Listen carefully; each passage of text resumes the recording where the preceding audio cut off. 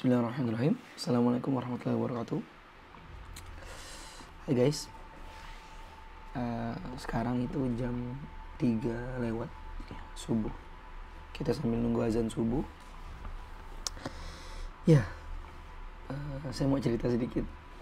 Jadi kemarin saya mendapatkan hadiah umroh. Saya dikasih tahu kalau saya akan berangkat umroh. Ya, membersamai guru-guru ngaji. Masya Allah. Jadi ini bukan sombong, bukan pamer, bukan ria, bukan ujub, tapi ini bagian dari perintah Allah juga, yaitu tahadduts bin ni'mah. Kita memperlihatkan nikmat dari Allah, kita memperlihatkan nikmat yang Allah berikan kepada seseorang, kepada orang lain. Untuk apa? Ya, untuk membesarkan nama Allah gitu loh, membesarkan nikmat-nikmat yang telah Allah berikan. Masya Allah guys, ini saya dikasih surat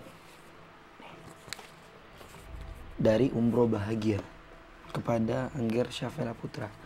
Ini belum saya buka dari hari saya dikasih, dan padahal hari ini hari keberangkatan. Belum saya buka dari hari saya dikasih. Nih saya buka nih ya. Izin, saya masih tidak nyangka sebenarnya, karena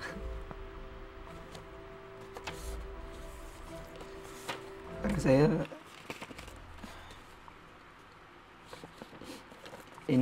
dapat hadiah dari Umroh Bahagia, dari umrohnya Kiai saya, guru saya, Kiai Lukmanul Hakim, serta keluarga beliau, Bunda Ustazah Nurul Fitri. Saya tidak kuat guys. Ini saya baca ya. Ini tahadduts bin ni'mah, bukan sombong.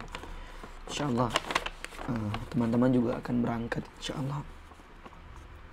Ini hari Jumat, hari keberangkatan saya. Ini dikasih beberapa hari yang lalu. Ya, saya belum buka sama sekali karena saya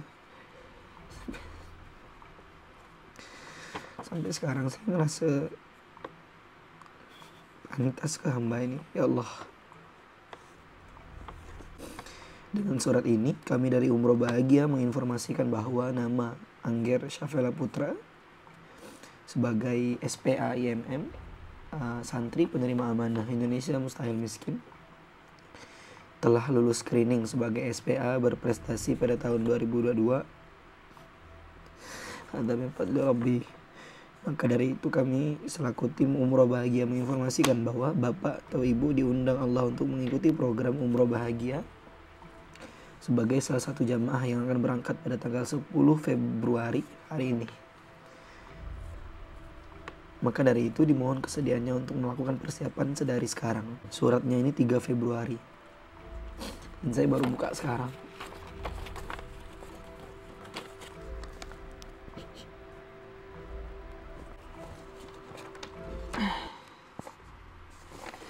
Cie, dapat hadiah umroh.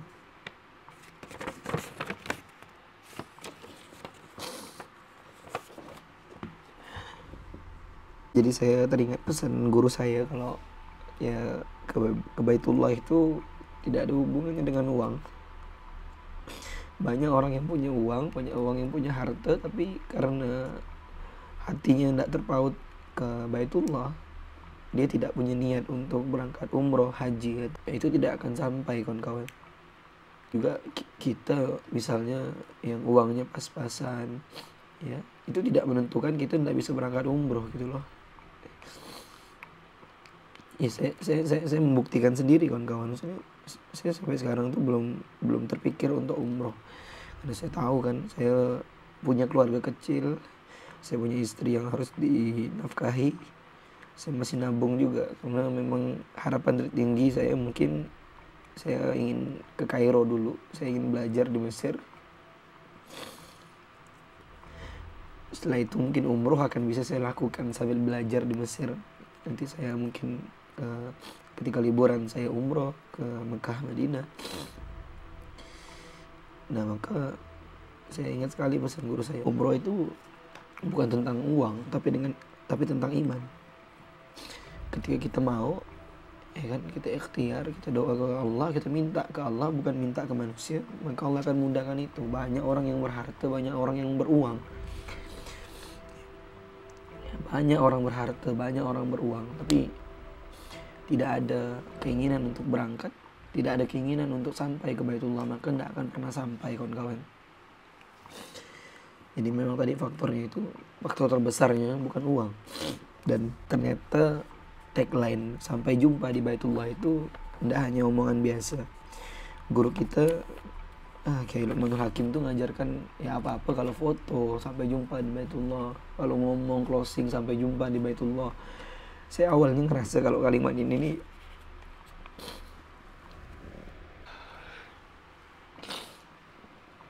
saya ngerasa kalimat ini hanya hampa, nggak ada ruhnya. Saya kadang ngerasa gitu. Tapi Allah baru saja mengajarkan saya, menunjukkan bahwa betapa bodohnya saya. Saya ngerasa semua itu harus masuk akal, semua itu harus sesuai hitungan, dapat dihitung gitu loh, dapat dimatematika kan. Tapi ternyata enggak. Sesuatu yang kau kira tidak akan terjadi itu mudah sekali bagi Allah, terlalu mudah bagi Allah. Allah tuh mau menunjukkan, mengajarkan saya, kau tuh bodoh, kau tuh tidak sampai otakmu. Saya mohon doanya kawan-kawan, biar agar keberangkatan ini ya, Allah terima sebagai amal soleh saya. Semoga kawan-kawan juga yang nonton segera Allah berangkatkan. Insya Allah bisa, insya Allah gampang. Terlalu mudah bagi Allah, terlalu mudah bagi Allah. AMK, ingat kata Gurunda, AMK, Allah Maha Kaya. Kecil, umroh doang, dekat, terlalu mudah bagi Allah. Saya memandang ke orang ketika mereka diundang ke Baitullah, maka saya memandang dengan pandangan bahwa mereka ini diundang dengan undangan apa sih, panggilan ketakwaan. Karena ketakwaan mereka, mereka dekat dengan Allah, maka Allah panggil, Allah rindu dengan mereka, Allah panggil ke Baitullah. Sedangkan saya memandang diri saya, karena saking banyaknya dosa, karena saking bertumpuknya kesalahan saya, karena saking tidak terhitungnya maksiat-maksiat yang saya kerjakan, maka saya berpikir kalau istighfar saya ini tidak mempan. Istighfar saya ini tidak mempan untuk saya ucapkan di tempat biasa. Maka Allah panggil saya biar dosa-dosa saya diampunkan. Jadi untuk pandangan ke diri sendiri, jangan kegeeran, jangan kau kira ini panggilan ketakwaan. Saya kadang mikir kan, jangan-jangan dosa saya itu bukan jangan-jangan, memang iya, dosa saya itu banyak sekali, dan saya itu harus istighfar di sana gitu loh, di depan Baitullah, biar baru sampai ke Allah. Kalau di tempat biasa, karena saya banyak dosa, itu kayaknya tidak akan bisa. Dan saya mau menunjukkan sesuatu teman-teman ya, juga saya mau menyampaikan kalau kata Gurunda, kata kiai saya, berangkat ke Baitullah itu, perjalanan umroh itu, perginya kita bawa berkarung-karung dosa, bertonton dosa dan kesalahan, itu yang kita bawa. Nah ketika pulang kita membawa, semoga ya, doakan juga, doakan semoga kita membawa berkarung-karung ampunan, bertonton ampunan dari Allah. Jadi ini perjalanan tabah wa aslah, perjalanan taubat dan memperbaiki diri. Ketika di sana kita bertaubat, ketika pulang nanti kita berusaha untuk memperbaiki diri, pertahankan semua yang telah kita lakukan di sana. Jadi kawan-kawan semua, ada satu hal yang ingin saya ceritakan. Sebenarnya ini yang buat saya amat sangat sedih sekali. Jadi dulu saya itu pernah ikut kajian. Ini jangan di skip please. Dulu saya pernah ikut kajian ya, namanya Back to Basic ya, tahun 2018. Ini masih ada bukunya nih, hancur. Itu dulu diisi sama Ustadz Marli Chandra, Ustadz Nanang Zakaria, Ustadz Sudar Zain, guru saya, guru tahsin saya. Semoga Allah merahmati beliau, dan diisi Kiai Luqmanul Hakim, guru saya juga, guru kita semua. Nah, 21 Maret 2018 saya itu baru, ibarat kata baru masuk Islam lagi kawan-kawan. 2017 itu proses saya masuk Islam lagi, karena waktu dulu itu saya benar-benar Masya Allah, mama saya ya sampai enggak tahu lah, udah kayak nyerah geleng kepala gitu kan dengan saya. Maka saya masih catat betul perkataan beliau Kiai Luqmanul Hakim. Ini catatannya nih, pada 21 Maret 2018 sering-sering minta pertolongan, mulai semua dengan ta'awuz dan basmalah, bertaubat, memperbaiki diri, do not stop, jangan berhenti, you are the next, kata beliau. Kalian adalah orang selanjutnya, jangan pernah berhenti. Get something with different way. Jadi dapatkan sesuatu dengan cara yang berbeda. Kata beliau, kalau biasa orang mendapatkan sesuatu yang dia inginkan, yang dia impikan dengan uang, maka kita dapatkan dengan cara yang berbeda. Kita dapatkan dengan iman. Beliau bilang beli dengan iman. Kita meminta, kita mengadu, kita mengemis, kita bermanja ria dengan sosok yang memiliki alam semesta dan seisinya, yaitu Allah Subhanahu wa taala. Kita minta dengan Allah. Maka ketika kita minta, kata beliau, saya masih ingat sekali ini catatannya ini. Kata beliau, ketika kita minta dengan Allah, maka Allah akan bilang, give me the reason. Beri aku satu alasan untuk aku kasih ke kau. Maka waktu itu Kiai Luqmanul Hakim nyuruh tulis cita-cita kalian, tulis targetan kalian. Sebelum itu saya mau kasih tahu guru saya Syekh Husni Mubarak, Ahmad Fudhali Husni Mubarak. Beliau bilang, ketika ente punya target, maka tulis di buku dan jadikan itu doa. Ketika ente ngafal, tilawah, ngaji, buka lagi catatannya, maka ente ketika membaca itu akan jadi doa terus. Itu terus menerus akan jadi doa. Maka ditulis juga. Begitu Kiai Luqmanul Hakim menyampaikan, tulis cita-cita dan apa yang ingin kita gapai, apa yang ingin kita dapatkan, tulis di situ.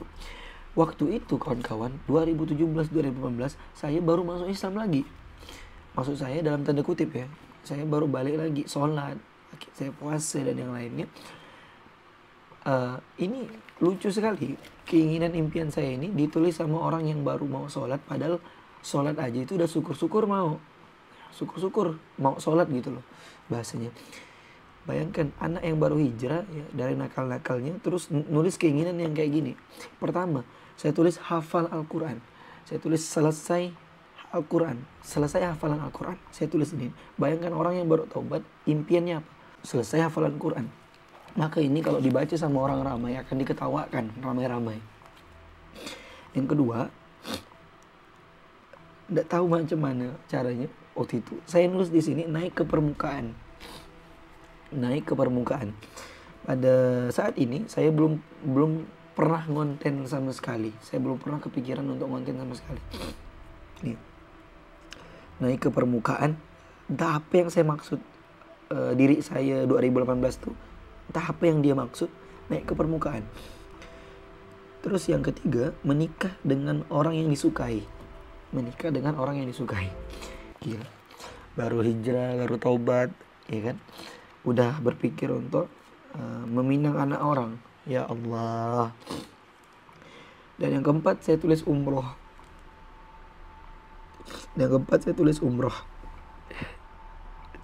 Dan di sini saya kasih alasannya kawan-kawan. Alasan pertama, ingin memberi syafaat ke orang tua dan mendapatkan ridhomu ya Allah. Dan Masya Allah, tahun 2019 saya selesai setoran 30 juz Al-Quran. Hanya berbeda 1 tahun dari saya menulis ini. Tulisan yang ditulis oleh anak yang baru hijrah, baru balik lagi ke Islam. yang nggak masuk akal. Kau tuh sholat aja udah syukur dan kau minta hafal Quran, gimana sih kau nih? Dan Allah kabulkan. Saya selesai saudara 30 juz. Walaupun saya masih berusaha untuk mempertahankan hafalan itu, dan saya tidak tahu makna dari naik ke permukaan, tapi Masya Allah, saya selalu merasa dimudahkan ketika saya buat konten, saya mengupload konten dakwah. eh, Allah mudahkan untuk ditonton orang, Allah mudahkan untuk diterima orang. Dan saya juga jatuh bangun akun sosial media saya kemarin pernah hilang karena di report ramai-ramai oleh ribuan orang karena tidak suka dengan apa yang saya sampaikan. Dan sekarang Allah balikkan lagi akun-akun itu. Semoga Allah selalu mudahkan saya untuk melakukan dakwah di media sosial dan di dunia secara real. Ketiga, saya tulis menikah dengan orang yang disukai.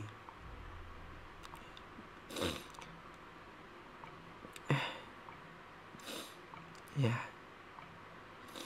menikah dengan orang yang disukai.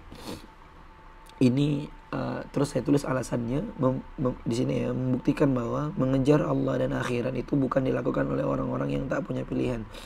Oh, ini maksudnya yang naik ke permukaan ya, bahwa memang mengejar Allah, akhirat, mengejar Allah dan Rasulnya serta akhirat itu ya bukan orang-orang yang putus asa gitu loh, bukan orang-orang yang tidak punya pilihan lain gitu loh, gagal di dunia, enggak.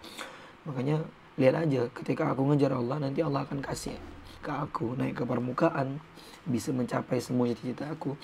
Jadi taat itu tidak menghambat cita-cita Anda. Terus ya kan, menikah dengan orang yang disukai. Dan Masya Allah, tahun 2021 saya menikah ya, dengan modal yang amat sangat pas-pasan, hanya sekitar 1 jutaan modal saya. Saya bukan di endorse, disponsori nikahnya. Saya didukung sekali, saya amat sangat disupport ketika ingin menikah.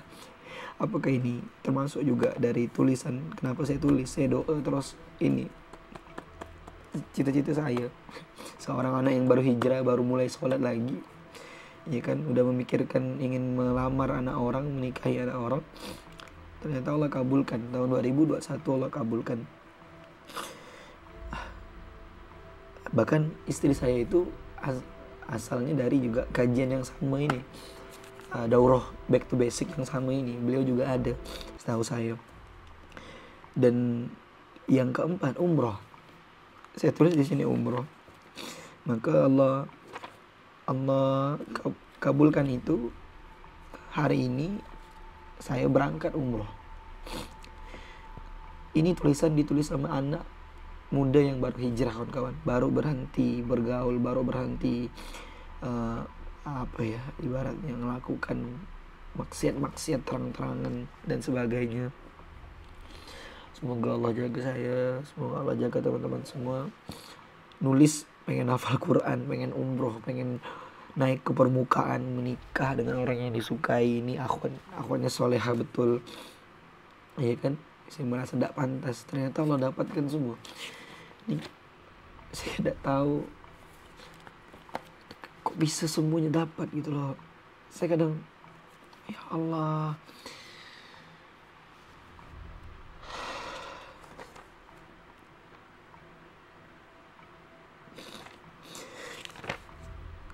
dan Kiai Lukmanul Hakim bilang, tulis sebuah narasi menyatakan kalau kita itu pantas untuk mendapatkan semua. Maka saya tulis, ya Allah, saya pantas umroh dan sukses naik ke permukaan karena saya mengejar akhirat-Mu ya Allah. Banyak manusia yang meremehkan hal ini ya Allah. Banyak manusia yang tidak memandang hal ini ya Allah. Mereka menganggap itu pilihan gagal. Mereka menganggap itu pilihan sisa. Mungkin ketika umur tua, maka baru balik ke Allah. Dan saya yakin itu salah ya Allah. Saya ingin berkunjung ke rumah-Mu ya Allah. Saya ingin bertobat, memperbaiki diri.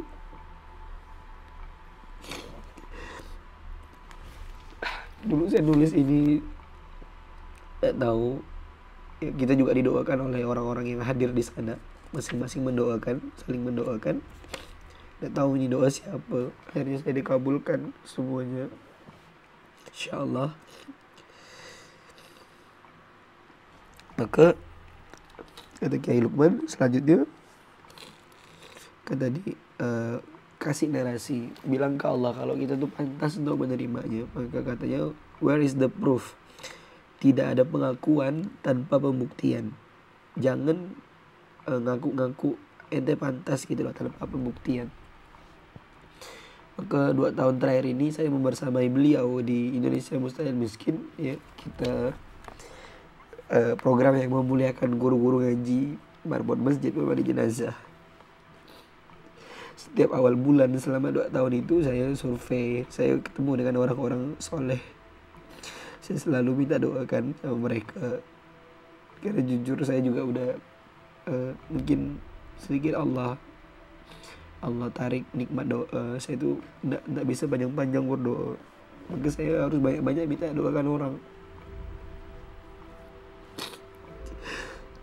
2 tahun belakangan ini saya, ya kerjaan saya itu ketemu guru ngaji, menggali kubur orang-orang yang tidak pernah naik ke permukaan, naik di berita, naik di TV, naik di sosial media. Mereka yang bekerja ikhlas tanpa dilihat sama orang, tetap bekerja walaupun tidak diapresiasi.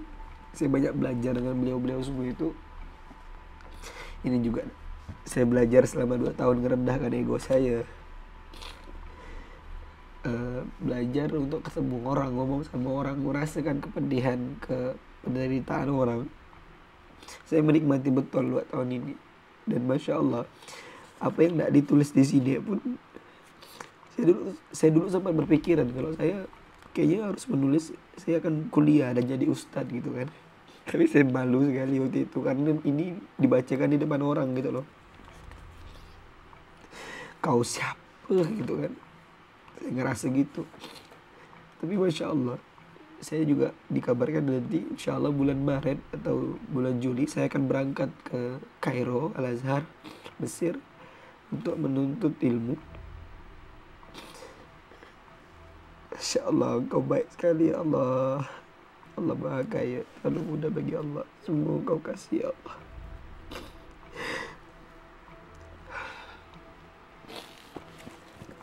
Maka mungkin tidak banyak yang bisa saya sampaikan, saya tidak kuat. Jadi kawan-kawan, mungkin terakhir pesan saya, Masya Allah, ya, jalan lurus, jalan terus ya. Tetaplah berbuat walaupun kawan itu tidak dihargai, tidak dipandang misalnya. Insya Allah, Allah ngelihat, Allah tahu, Allah balasan itu tidak akan mungkin tertukar. Allah pasti balas setiap kebaikan yang kawan-kawan lakukan.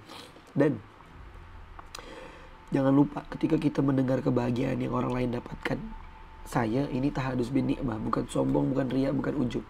Saya tidak merasa saya takwa, saya tinggi, terus saya dapat hadiah-hadiah ini, tidak.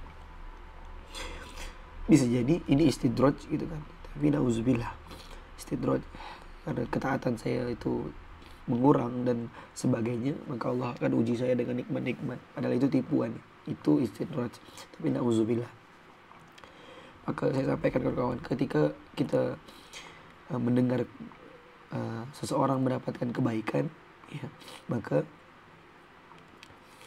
kebaikan atau kebahagiaan, maka kata guru saya Kiai Lukmanul Hakim berpesan, ketika kita bahagia dengan kebahagiaan orang lain, maka sejatinya kita sedang menunggu untuk mendapatkan kebahagiaan yang sama atau bahkan lebih.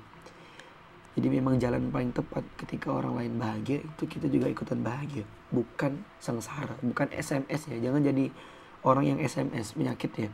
Senang melihat orang susah, susah melihat orang senang. Kita harus senang melihat orang senang, dan kita juga harus ikut susah ketika melihat orang susah. Jadi kawan-kawan, mungkin itu saja karena udah mau azan. Saya hari ini akan berangkat. Mohon doanya semoga saya selamat sampai tujuan. Saya banyak dosa, saya mohon maaf, perkataan saya banyak salah.